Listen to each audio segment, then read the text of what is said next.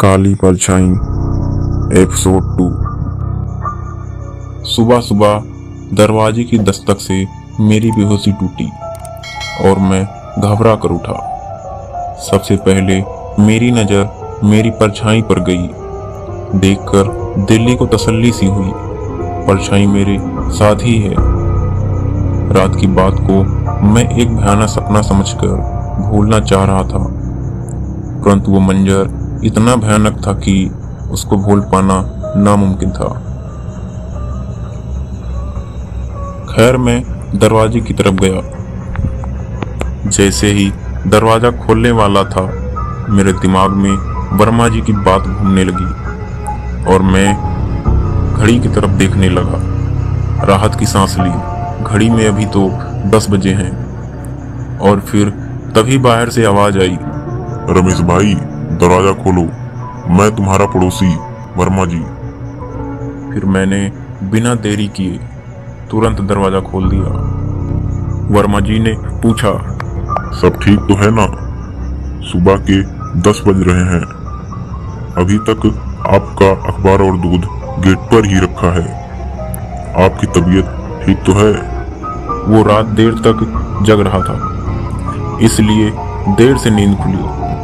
मैं वर्मा जी को कल की घटना बताना चाह रहा था, पर कैसे बताऊं? मुझ पर यकीन भी करेंगे या नहीं, यही सोचकर मैं कुछ बोल नहीं पा रहा था। वर्मा जी मेरे साथ कुछ देर तक बैठे रहे। फिर हम बातें करने लगे। 1.5 घंटा कैसे बीत गया पता ही नहीं चला।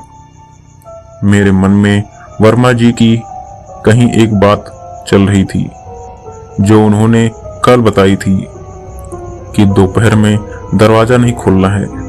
मैं पूछ ही रहा था, तभी वर्मा जी बोले, रमेश भाई, चाय नहीं पिलाओगे?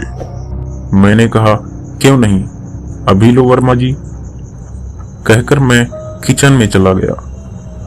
वर्मा जी वहीं बैठे बैठे मुझसे बातें करते रहे। बातों बातों में पूछने लगे, शादी हो गई आपकी? मैं जवाब दिया, 3 साल हो गए और एक बिटिया भी है। वर्मा जी बोले, कहाँ हैं? साथ क्यों नहीं लाए? मैंने बताया कि थोड़े समय के लिए आया हूँ, इस शहर में जल्दी बदली करवा के वापस चला जाऊंगा, इसलिए अकेला ही आ गया। वर्मा जी ने पूछा कि ऑफिस नहीं जाते क्या? क्या टाइमिंग है ऑफिस की? मैंने जवाब दिया, 10 बजे का है जी, कल से ज्वाइन करना है। और मैं चाय और नमकीन की ट्रे लेकर किचन से बाहर आ गया और वर्मा जी को चाय की कप पकड़ाया। वर्मा जी चाय की चुस्की लेते हुए बोले कि आप भाभी जी को ले आओ। मैंने कहा, क्यों, क्या हुआ, चाय अच्छी नहीं बनी क्या? वर्मा जी बोले, अरे नहीं नहीं, वो बात नहीं है। चाय तो बहुत अच्छी बनी है, पर इस शहर में कोई भी पुरुष अकेले नहीं रहता। बात ही ऐसी है। मैंने तुरंत पूछा, ऐसा क्यों? वो बोले कि उनके इतना बोलते ही घड़ी ने दोपहर को 12 बजे का घंटा बजाना शुरू किया। वर्मा जी ने घड़ी की तरफ देखा और बोले, 12 बज चुके हैं, मैं चलता हूँ, बाद में बात करता हूँ, सब बात बाद में होगी। और हड़बड़ी में उठकर दरवाजे की तरफ चल दिए। मैंने भी दरवाजा बंद करने के लिए जैसे ही उठने का प्रयास किया, मैं उठ ही नहीं पाया, जैसे किसी ने मुझे जकड़ लिया हो। तभी मेरी नजर अपनी परछाई पर गई और मैंने देखा कि मेरी परछाई उसी भयानक काली परछाई ने अपने हाथों से जकड़ा हुआ है, जिस वजह से मैं हिल भी नहीं पा रहा था। और वो काली परछाई मेरी परछाई पर हावी हो रही थी, उसको खुद में समेट रही थी। मैंने डर कर अपनी आंखें बंद कर ली और हनुमान चालीसा का पाठ करने लगा। कुछ देर बाद आंखें खोली तो मेरी परछाई काली परछाई की कैद से आजाद हो चुकी थी। मैं तुरंत ही उठकर दरवाजा बंद किया और चैन की सांस ली।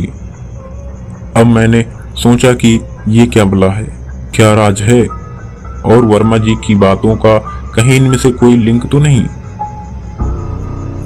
ये सोचकर मैंने वर्मा जी के उस नंबर पे फोन लगाया जो उन्होंने मुझे तब दिया था जब वो पहली बार यहाँ आए थे, और अपना नंबर देकर कहा, कोई भी काम हो तो इस नंबर पे कॉल कर लेना और बुला लेना। मैंने फोन लगाया पर फोन लग ही नहीं रहा था। मैंने कई बार कोशिश की परंतु हर बार एक ही जवाब आ रहा था, जिस नंबर पे आप संपर्क करना चाहते हैं वो अभी नेटवर्क कवरेज क्षेत्र से बाहर है। आखिर मैंने सोचा चलो बाद में बात करता हूँ।